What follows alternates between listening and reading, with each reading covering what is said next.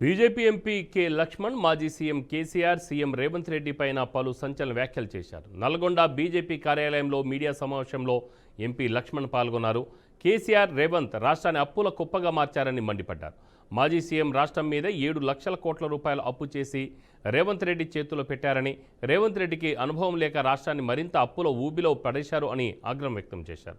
కనీసం పదవి విరమణ పొందిన ఉద్యోగులకు ఇచ్చే బెనిఫిట్స్ ఇవ్వలేని స్థితిలో ప్రభుత్వం ఉందని విమర్శించారు. ఉద్యోగ విరమణ బెనిఫిట్స్ కోసం కోర్టుకు వెళ్లి సాధించుకోవాల్సిన దారుణ ఆర్థిక పరిస్థితులు రాష్ట్రంలో ఉన్నాయని అన్నారు.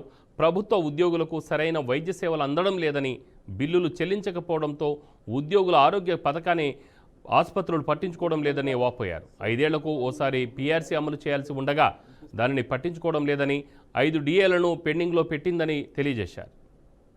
శరత్ రెడ్డి గారిని, కొమ్మరే గారిని, అంజలి గెలిపిస్తే వీరి వెనకాల భారతీయ జనతా పార్టీ ఎంపీలు, ఎమ్మెల్యేలే కాదు మొత్తం పార్టీ ఈ వర్గాలకు న్యాయం చేసే వరకు ఆ రోజు ఏ రకంగా రోడ్ల మీదకి వచ్చి అనేక మంది కార్యకర్తలు జైలు పాలైనారు. ఎవరి కోసం 317 జీవో శరాఘాతంగా మారిన జీవోను ఎత్తివేయడానికి ఇదే రేవంత్ రెడ్డి మేము వస్తే దాన్ని సవరిస్తామన్నారు. ఇవాళ పత్తాలు లేవు.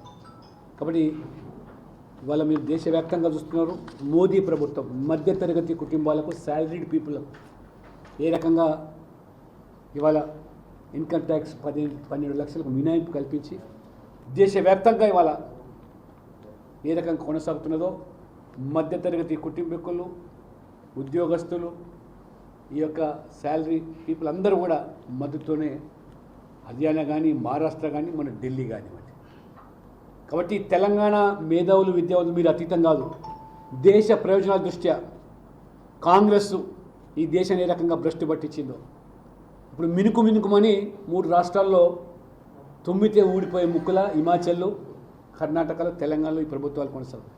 ఈ తెలంగాణలో ప్రభుత్వం వచ్చి 14 నెలలైనా ఒక అభద్రతతో, ఒక అస్థిరత్వం, ఈ పార్టీ ఫిరాయింపులనే మీకు ఉరితాడు కాబోతున్నది. ఖచ్చితంగా ఈ రాష్ట్రంలో ఉప ఎన్నికలు రాబోతున్నాయి. ఆ ఉప ఎన్నికల్లో ఇవాళ మీకు తెలంగాణ ప్రజలు కర్రు కాల్చి వాత పెట్టడానికి సిద్ధంగా ఉన్నారు. రేవంత్ రెడ్డి గారు